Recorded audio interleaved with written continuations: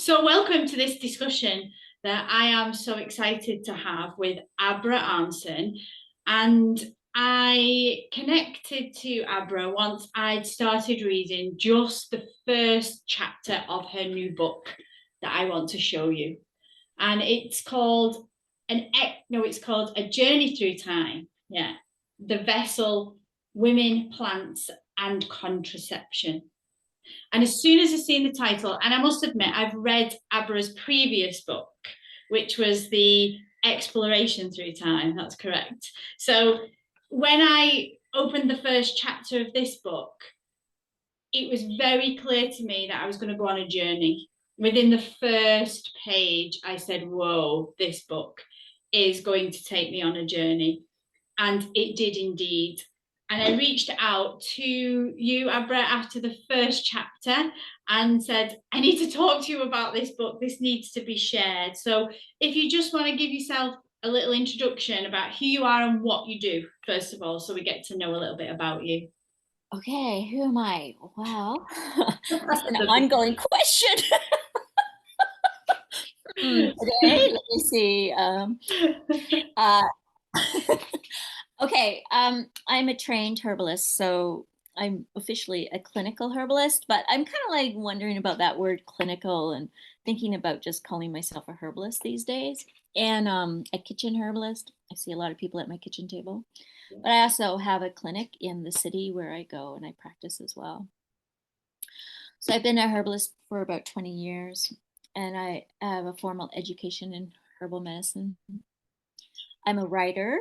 I've been writing like since I can hardly remember not writing. And when I move, it's like ridiculous boxes and boxes, boxes, notebooks, right? Occasionally there's a big bonfire. And then yeah, so that's pretty much who I am. I'm Canadian. I live in the woods in Quebec. It's very beautiful where I live. Yeah, that's pretty That's much. you, yeah. I'm a bit the opposite. I'm a writer. I started with an education in writing, came from a family that used herbs and grew up wanting to, hearing the stories of my grandmother and the women around me, how herbs were used. One of the first stories I heard of my grandmother was doing yoni steaming. It was one of her traditions.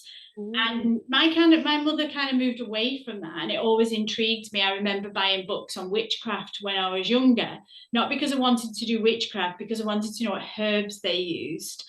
Mm, Then I became a kitchen herbalist. So yeah. I'm pretty much like you. I live off grid, like kind of semi off grid. I'm in rural France. We live deep in the woods, and I grow everything and try to make medicines and everything we need for the family. As just like family friends come to me and say, I've got this, have you got any natural remedies? And I'll say, well, I've just made this tincture up. Or so that it's kind of like a pleasure, really a deep joy for me. And my garden's teaching me. Yeah. So, we're kind of like, you've had the educational background, and mine's just been like experiential, dipping into some courses and reading some books. Like Culpeppers was one of the first books that I read as I was at university. And it was so funny that that book came up in your book Oh because yeah. of the masculinity around it, and I'm sure we'll talk about that. So yeah, I think having just, and the women I'm around, to be honest, I find women are now becoming more intrigued and more interested in herbalism and going back to natural methods.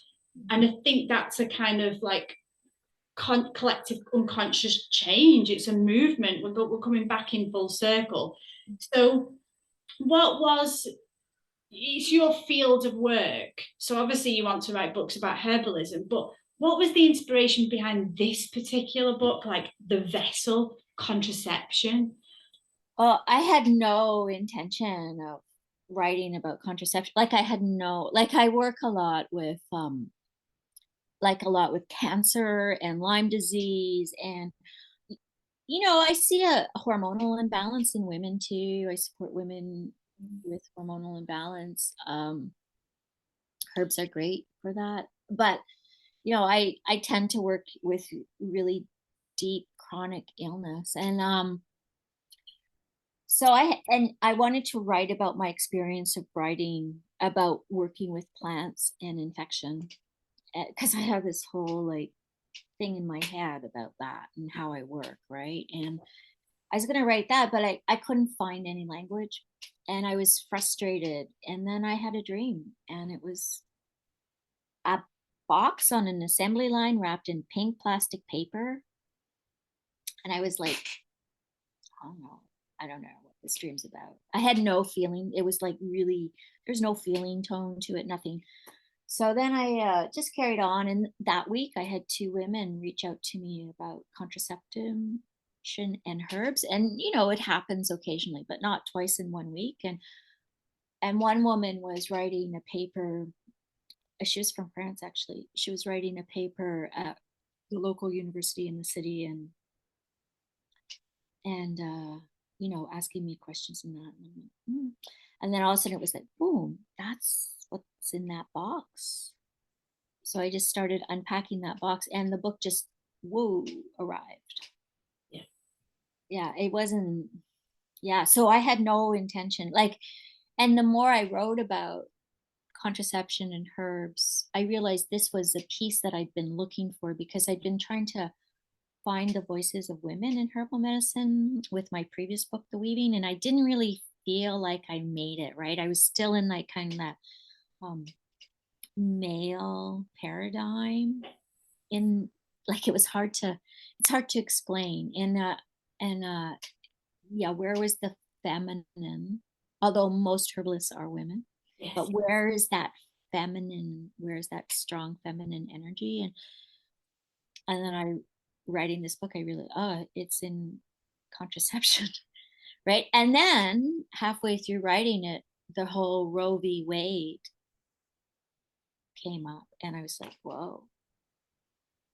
It's a huge missing piece. This book is like, I get many women when I work with the womb, and I teach about the womb and the energetics of the womb, and particularly the physiology of our womb and the cycles we go Oh through. yeah, totally. Yeah, you know how disconnected we've Oh become from the yeah, power totally. of that cycle that tells us when to rest and when to create and when to, you know, hibernate, and all the answers are within our own womb. And I was saying to a friend today, you know, I completely disconnected.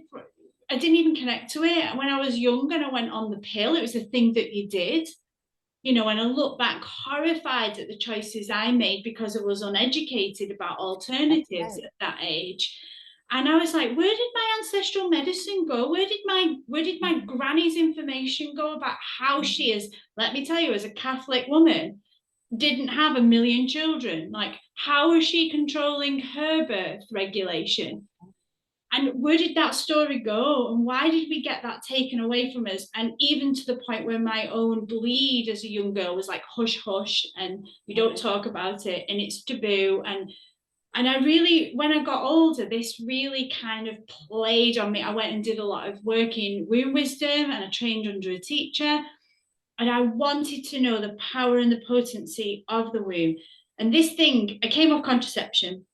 I'm like, I'm going to know my cycle. I'm going to know when I ovulate. I'm going to take back that control. Yeah, it's about a Speak time. about it. Yeah, So this is, you know, if somebody says, what can I do? What, you know, the whole issue always comes up about contraception. yeah. And I just can say, go read that book. Just go read that book and see where the miss, and you'll have gone through this, the missing information. Where did that go? Where did it go? Well, part of the challenges with this book is like, it is missing information, right? So this book is very much educated guesses. And and really, like, I've thought a lot about it, and I'm like, okay, so this is how I work, and this is how I work across the board. So why would I not go?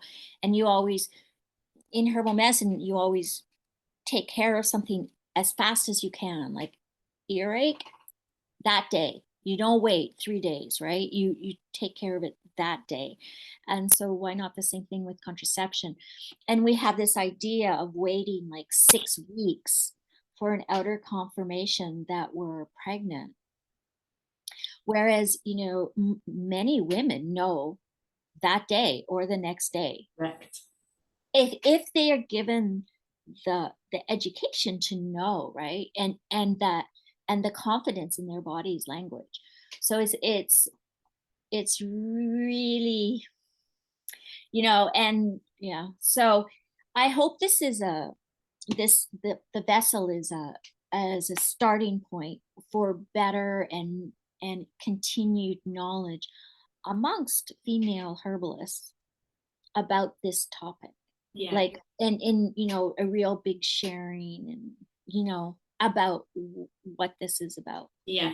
I mean, I wanted this, I've got to be quiet because I don't want to give too much of the book away. So I'm like, I want to like tease people. But the beauty of what I found was the ancestral voices through the book was so beautiful, because the different stories, the different lineage, the different pasts that we've had, I believe in my own incarnation cycles, probably as many different cultures and as being of many different races and of different lineages, that what is woven together in this text is just a common ground, regardless of our color of skin, the kind of life we've had, where we've lived, what privilege we have or hadn't had.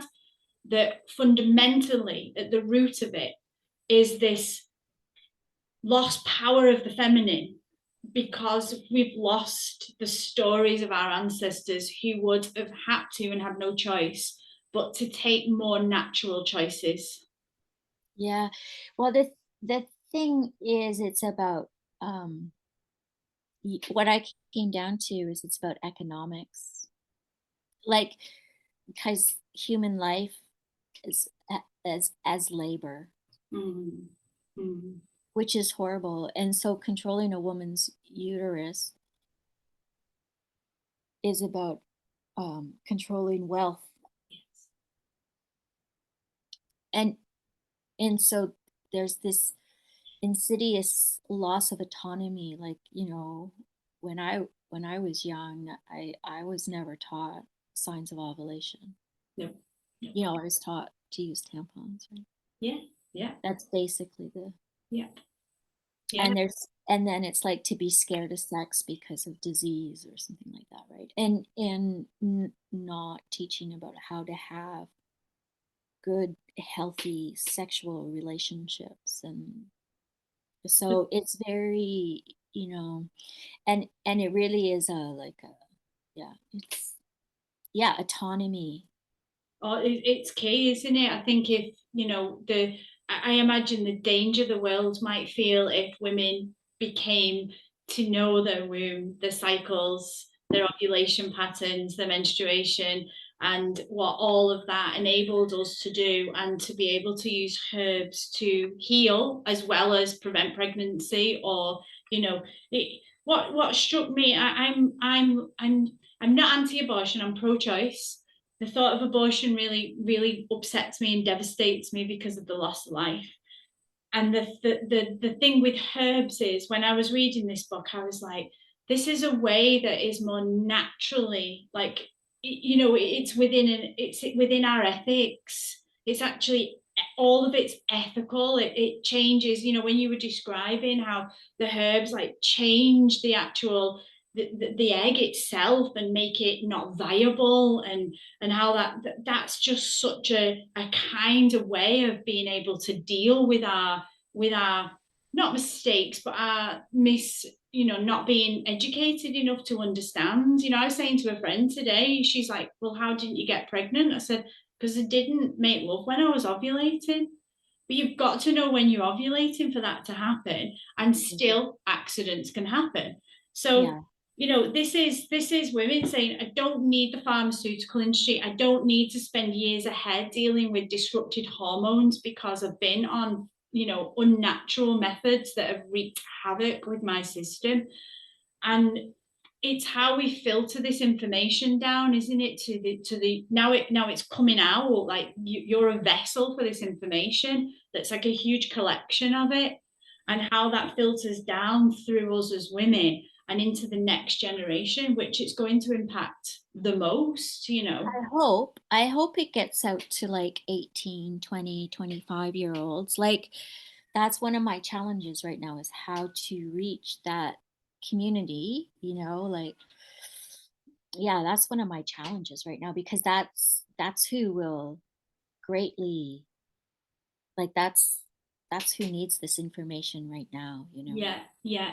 And also, just the thing that struck for me was also the misinformation. Being a kitchen herbalist, there's also, like, the misinformation. I know that a lot in the spiritual circles that I see is the use of Queen's Anne's lace, and I will never call it again. You have to read the book why you will never call it that name ever again. So carrot seed. The carrot seeds being used in the circles, I see novice herbalists making concoctions with this. And actually, when I read what you'd written from an educated herbalist perspective, that there's a real science to that, and there's a real kind of deep connection to the moon cycle and how we use, like, the dark moon to do this spiritual work. That's what it is. Yeah, because women traditionally, you have to be careful with the moon, because like the light, like artificial light, and like disrupted sleep cycles, or disrupt, like, we eat all the time now, we have, like, we stay up late, we like, whereas women in Mother Ev's time, which is like the first Yeah, woman you meet in the book is Mother Ev. She didn't have electric light, and they they ate differently, and so they were probably totally in sync, and most children were born in the full moon, and so ovulation is the dark moon, and that's when, no, the bleed is the dark moon, ovulation is the full moon. But when we're living in light, in artificial light, that changes things, so one has to be a little careful with those.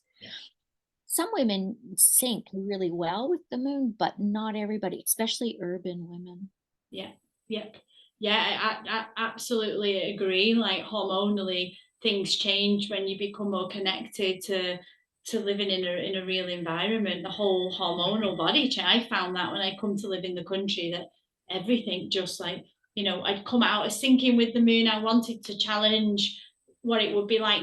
I always synced with the moon with my bleed, so I was like, what would it be like not to, and how would that feel? And there's something really crazy happens when we move. I wanted to sit in the wisdom of my own womb cycle, because I believe she'd been tuned into the cycle of the city and where I've been living. Yeah, All this kind of knowledge, isn't there, when you start to really go in and question, yeah, say, this is a living entity within me. yeah, yeah, yeah. So the other thing was the Mother Ev that you mentioned. I love that you start off the book with the witch story. Well, Because it always goes back to the witches, doesn't it? Like, everything I go to, it always goes, oh, we're back in the witches. Like, it's because the severance, and witches. I don't like when I talk about, like, and I just want to really clarify this word witch, because like, I'm coming on Halloween, and pretty soon we're going to be seeing these memes of women hanging with like really low cut dresses, and like it's almost like some kind of weird porn, and these women were generally older women who carried the wisdom, and they certainly were not going to be wearing low cut dresses, like that was not their thing, and it it it's really important to acknowledge who these women actually were, and not, like, turn them into a mythology of a Disney mythology, right? Because it's like, the old witch that's coming along and she's all evil. Well, those were the women that were killed, and we're still being taught that old women, yeah, a hags.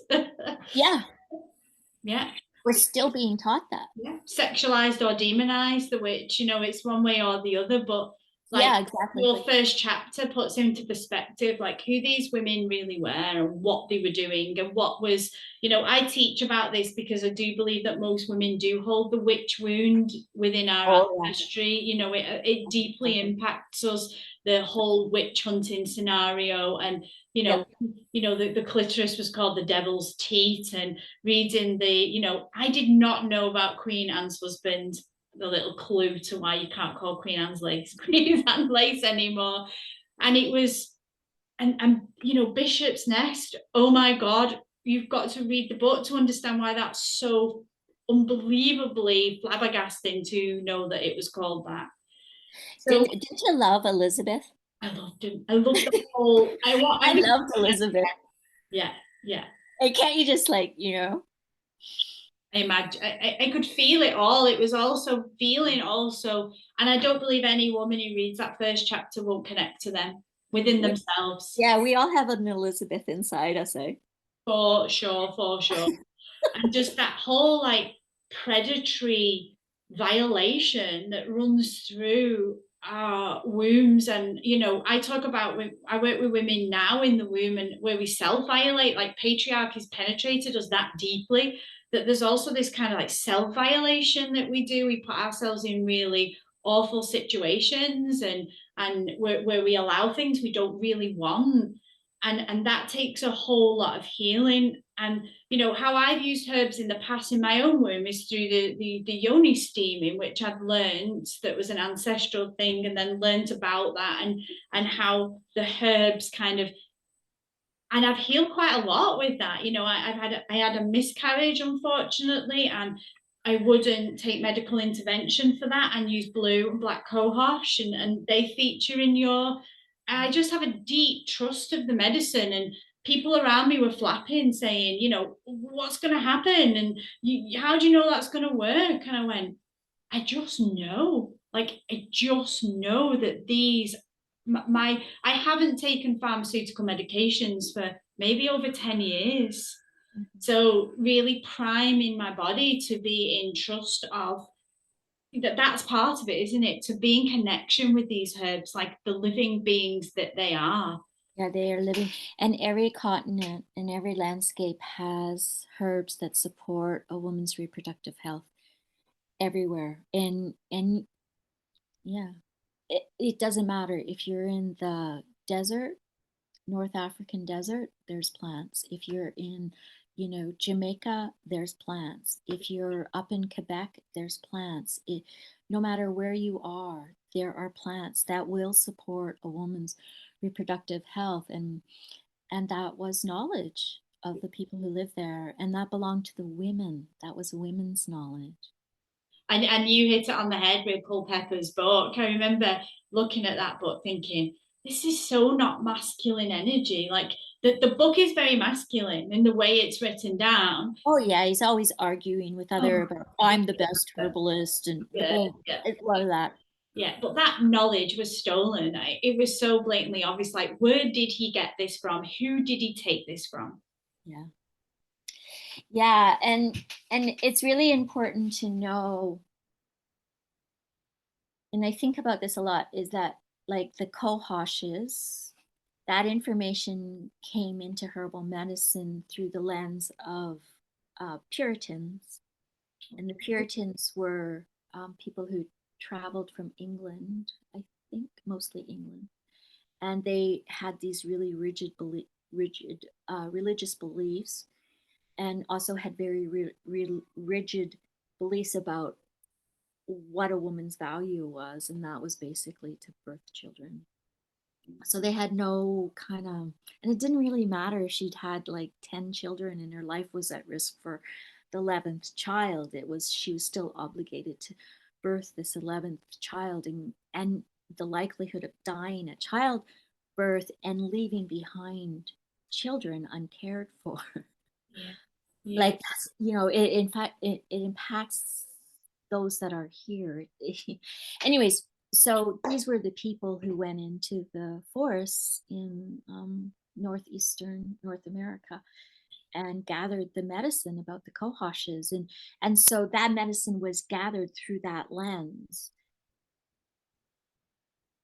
Yeah, it's been, yeah, and I think that's probably maybe for me the most well known, to deal with, like opening and softening the cervix and all the other Yeah. ways it's used that you explain. So I just wanted to say that there's each chapter's a story that's taken from a different lineage, different ancestry. It has a different story, and it has the herbs within that ancestry or place in the world that it is, that you weave into a story with the knowledge, so cleverly, with the knowledge of the herbs. So you're learning about the herbs as well as having a deep journey. This is what happened to me.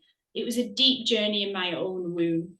There was many times, it was like the never ending story. You know that film where the boy has to keep shutting the book and go, oh my gosh. I was totally embroiled in that story with the womb and with the women, and I know that that will happen for most women. They will feel themselves in that woman's story because we all hold this within with all our wombs are connected, and the fusion of how you manage to give knowledge, the history, and to deeply impact me emotionally. It was very emotional for me. And what happened for me is that my womb began to swell. I got a swelling and things were churning over in me for days. I was thinking about a teacher I knew who does cervical work, who was talking about like methods of cervical investigation haven't been changed since the early, 18th century, and that all knowledge on the female anatomy was done earlier on and it was named after men. And I was like, this book's a reclaiming. It actually allows us to reclaim the stories, even if we're not in this lifetime from those backgrounds, as our own, and to begin as women to take back our power. How do herbs do that for us? How do they allow us to take the power back? I don't know. Herbs are like, I don't know. And I look at herbs and, working with plants, like I've been working with plants for over 20 years now as my livelihood. And yeah, they've shaped me so much. And it's like I'm now at a place in my life where I go, okay, is this what the plants want me to do? And if it's what the plants want me to do, then it's easy. It happens like the vessel. It was easy. It was like just boom, I wrote it in a winter. Like that's like, Yeah. and I was working and teaching, and it wasn't like I took the winter off, like it just boom, here it is, right? And so when I'm like in a when I try to do something the plants don't really care about, it just doesn't work. And so I don't know, like, and I give people plants all the time, and plants plants change people more than just on a molecular level. Plants really, yeah. And there's a lot of talk around psychoactive Oh, plants right now. yeah. But and not that I'm like anti psychoactive plants, but there's also a lot of subtle ways you can shift things in the body mind complex with plants without having to have like a big goddess experience. Like it doesn't have to be a big experience. and and I often think those gentle turnings are the deepest healing, and that's really where plants work, is in those gentle turnings. And what I think their deepest medicine is the medicine of connection. Always, like it's I'm looking out at us, like on my walkway I have these, like I'm looking out a window here, and there's some elder growing where I keep trying to plant lilies, and this elder keeps coming back. So, No. and then it blocks all the path and everything. So I've just decided, okay, we'll just walk around the elder, whatever. I'm done. That elder definitely wants to grow there, right? So, anyways, I'm just looking at the elder, and as I'm talking, it's like going, oh yes, yes, it's about connection, and it's like, and so the vessel is also about connection. It's about connecting to our bodies, connecting to our ancestors, connecting to our plants, connecting to our autonomy, connecting to our families, our communities, being whole in our experience of our lives, however that manifests, Yeah, you know. yeah. And I felt that with the plants in the book, you know, that I've had a similar, I would totally agree with you, being someone who has journeyed on Peruvian plant medicine. You know, I went many years ago to drink ayahuasca and had like a crazy, crazy, one of my biggest fears, and I did it. And then I've actually had, the rose is one of my plants, yeah, and it's oh yeah, the rose is so, and ingesting, like my son goes around the garden eating the petals, and yeah. just like one of my biggest experiences was with ingesting a rose petal and working with the energy of that herb. And like you say, the subtleness of working with a delicate herb is so deep. It's so deep that, yeah, I mean, I think we're all looking for that big dopamine, that big high-end experience, because we're living, like you said before, in that heightened, you know, environment of light and computers and all of that. But when we come back to nature and we slow ourselves right down and come to the subtleties of the plants, and I really did feel that there was a certain energy that the plant that you were using within each chapter, and the plants were kind of part of the narrative in the story, were part of the voice. Oh, Instead of totally. the tone. Yeah. Yeah, totally. And that's yeah. So that's what I, yeah. Yeah, it's really and yeah, so like, and we have to remember the plants always give themselves freely. Like the plants don't charge anything. All they're looking for is some a voice and a sense of, you know, respect. Yeah. And so they give themselves freely, and we have to remember that when we're talking about plant medicine. So as my give back, like, because I make my livelihood with plants, I my give back is like, okay, I give you my voice. Like, this is, you know, because yeah, it's easier for humans to hear human voices. Yeah, that's important for you to say as well. Like, you know, I often think that when I'm picking, like, speak connect. I read Samuel Leon Ware's book, where he's like, you don't collect the spirit of the plant unless you speak to it and you communicate with it as you're picking and harvesting. And what you're saying is that the plants are self-sacrificing. They understand that journey that they're taking. Do you believe that when they're, you know, when you're harvesting, that there's an understanding that what they're being used for? Yeah, yeah, yeah. If you listen, even when you're making medicine or I'm pouring tinctures, you know, that energy is still present. Like, it's not just in the living plant, but it's also in, like, if you're doing a tisane, you know, Yeah. it's there. Or you know, you're burning a little smudge, it's present. Or, you know, you have some cut flowers on your desk, it's that energy is always present with plants. And then when we take it inside, that we're our our bot our mind body complex, whatever it is, great mystery, is mingling in a deeper way, because we're always mingling with plants anyways. Our breath carries Yeah. plants, right? Like, you can't breathe No. and not have the carbon dioxide that was created, or the oxygen that was created by the breath, by the plants, right?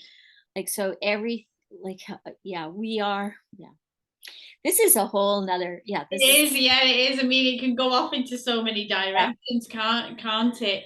I yeah, think what I wanted to ask, and I know this will be asked of me because I know you're going to do some further work with this book, and the women that I work with, obviously, I will be saying, please buy this for your daughters. You know, this is one of the best. We're always looking for ways we can create our daughters to be like more spiritual, more connected, more educated into this. So this has got to be on Christmas lists for sure. I'm definitely going to be sending this to my nieces. how, when women start to read the book and say, oh my gosh, like I need to take control of my contraception and I want to do it herbally, what would you advise? Somebody's already said to me, does she do consultations? Can I see her about what's the best contraception for me? So that's going to be asked. What's your suggestions? Well, yeah, you can reach out to me and ask me, and we can talk about it. Um, I don't know. I'm starting a little series of workshops on contraceptive herbs and using contraceptive herbs. So, um, yeah, let's see where it goes. Yeah, That's sort of my approach. But yeah, reach out. so workshop. I might refer you over to someone else, right? But I think that it's important um to to talk to someone about plants who understands plants Yes, yeah.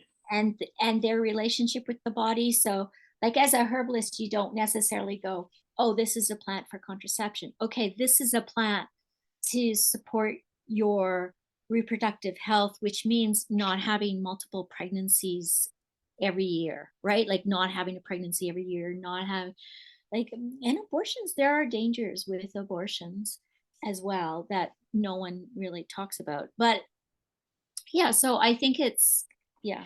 So yeah, people can reach out to me, but and also I hope to start teaching this and not so much teaching it, but um, enter into dialogues with other people who are trained and trained herbalists and begin to like kind of flush this medicine out and because different people will have different views and different Yeah. ideas, so it's I important. really wanted to highlight that because I see a lot of people like proclaiming these contraceptive, untrained herbalists. And obviously there are a lot of factors around this as well, isn't there? Due to, I wouldn't like to say, okay, I'm going to go onto this herb now and I'm going to self-medicate it, because obviously the chance of pregnancies with every kind of contraceptive, whether it's herbal or non, but the things like body weight, the environment you're living in, like where you what town, what country you live in is going to have an impact. And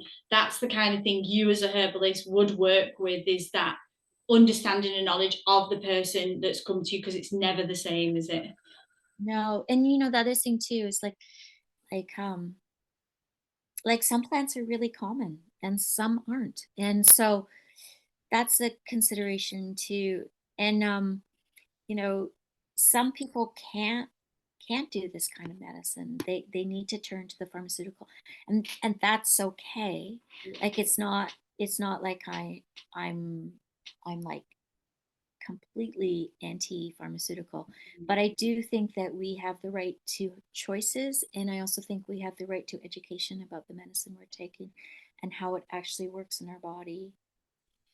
And that for me was one of the main messages of the text. It's the book saying that, it's about educating ourselves, it's about taking back the ancestral medicine, it's about taking back ownership of our own wombs. I mean, I believe, like the patriarchal society that's out there and has been, like I said, it's penetrated us and we've kind of like silently bought into it and we've become part of it.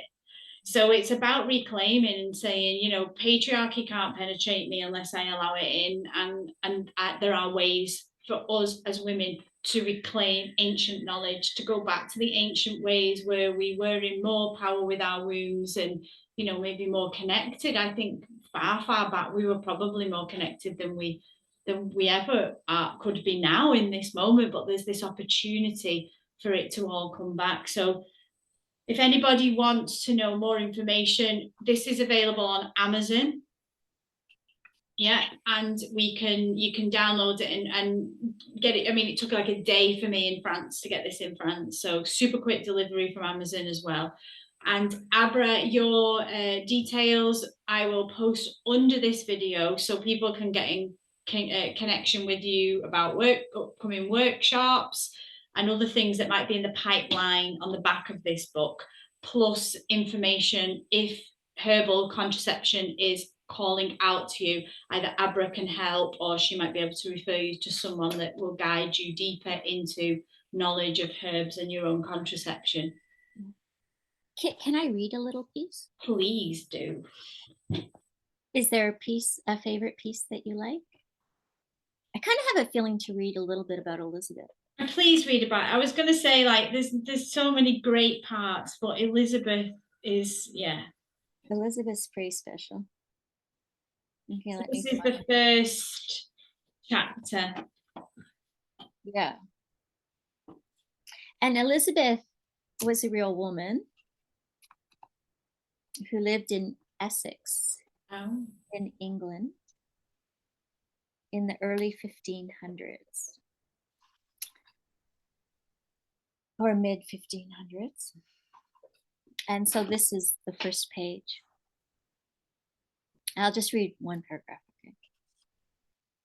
And Elizabeth, her sister, and her niece were all tried as witches. When Elizabeth was 12 years old, her grandmother, Mother Av, shared with her the medicine plants carry. On the morning of the summer solstice, the old woman and the girl plucked St. John's wort's flowers, its deep purple resin staining their fingers.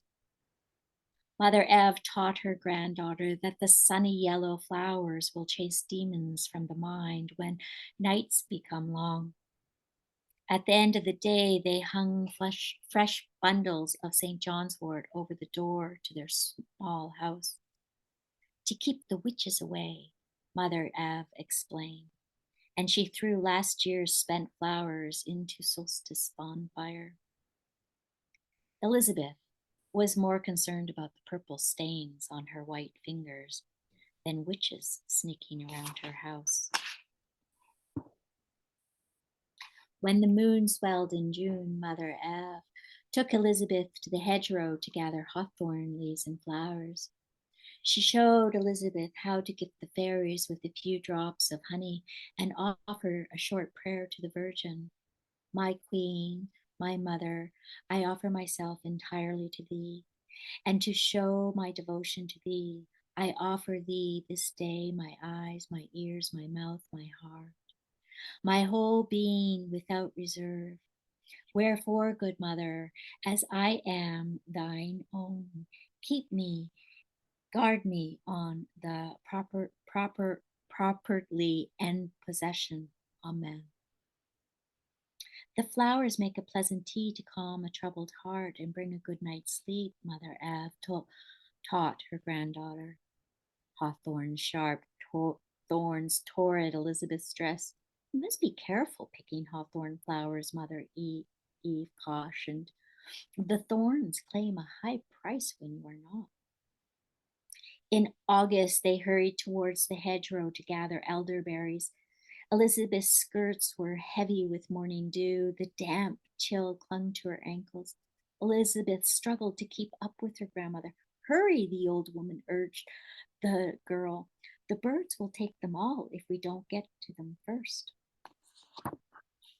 Yeah, I have this niece that I'm always like, come on. yeah. It's just so like it begins so magical, and just the description of I didn't expect it to be as it was woven, how you woven it, and it's just so beautiful. So I just wanted to say, like, thank you for being the vessel in which this needed to come through. I do believe that this came through your womb. Your womb definitely birthed this book for sure. And if there's anything else you'd like to say before we say goodbye, I'm sure everyone's saying, please tell us another story. Wow, there's lots of stories. Well, one of the things that I felt was really kind of heartbreaking in the book was that how much things haven't changed. Different packaging, but really, that's what's kind of.